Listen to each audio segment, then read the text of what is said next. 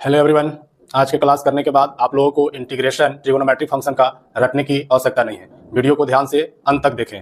आइए हम लोग ट्रिगोनोमेट्रिक फंक्शन का इंटीग्रेशन सोच करके लिखेंगे। देखते हैं sin x का इंटीग्रेशन क्या होगा। तो integration is inverse process of differentiation. Derivative anti derivative दोनों एक दूसरे का इनवर्स प्रोसेस है। तो हम लोग बस यही सोचेंगे कि sin x किसका डेरिवेटिव है। तो हम लोग जो देख पा रहे हैं पहले से पता है कि sin x cos x का डेरिवेटिव माइनस sin x होता है। तो sin x का anti derivative minus cos x होगा। तो इसका आराम से आप लिख सकते हैं सोच के कि sin x का एंटी डेरिवेटिव यानी integration minus cos x plus c होगा। अब दूसरा है cos x का इंटीग्रेशन, cos x का एंटी डेरिवेटिव यानी cos x किसका डेरिवेटिव होता है। तो आप देखिए d by D x sin x का जो है डेरिवेटिव cos x होता है। तो cos x का एंटी डेरिवेटिव क्या हो जाएगा sin x, यानी कि cos x का integration sin x plus c। इसी प्रकार से tan x का, तो tan x किसका डेरिवेटिव होता है इस तरह से हम लोग डायरेक्ट नहीं जानते हैं। तो कुछ नहीं करना है, आप tan x को ऐसे सोच के लिख लीजिए sin x बटा में cos x। अब आपको इसी का इंटीग्रेशन करना है। आप मन में सोचिए कि cos x को हम लोगों ने t मान लिया। cos x बराबर जैसे ही आपने t माना, तो cos x का जब t माना तो आपका जो इंटीग्रेशन जो होगा वो आपका ये cos x की जगह t लिखा जाएगा और sin x की जगह क्या लिखेंगे, dx की जगह क्या लिखेंगे, क्योंकि इंटीग्रेशन आपका t में जा रहा है। तो जैसे ही हम लोग dx को dt में लाने का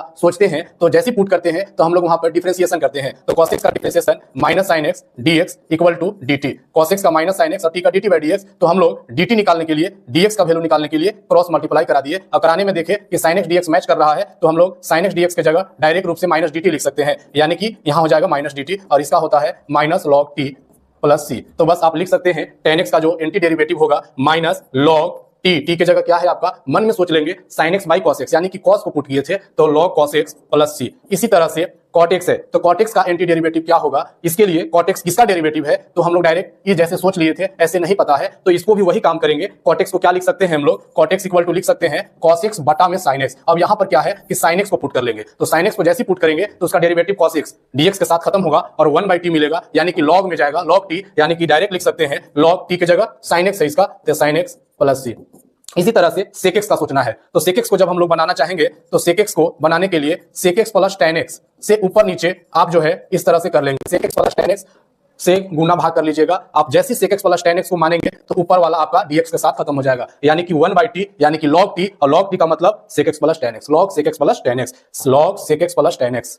तो इस तरीका से sec x का भी आप सोच लेंगे फट से। बस थोड़ा सा इसमें ध्यान रखिएगा कि sec x को बनाने के लिए sec x plus tan x से ऊपर नीचे गुना भाग करना पड़ता है। अब उसी प्रकार से cosec x को भी लिखने के लिए, cosec x को भी बनाने के लिए वही काम करना पड़ता है। cosec x को बनाने के लिए cosec x minus cot x से ऊपर गुना नीचे भाग करके cos x minus cot x को पुट कीजिएगा तो ऊपर वाला डायरेक्ट आ जाएगा डेरिवेटिव में, यानी कि 1/t हो जाएगा। तो 1/t का मतलब हो जाएगा log t और t की जगह cosec x minus cot x। तो इस टाइप से आप जो है कि ट्रिगोनोमेट्रिक फंक्शन का एंटी डेरिवेटिव इंटीग्रेशन सोच करके लिख सकते हैं। रटने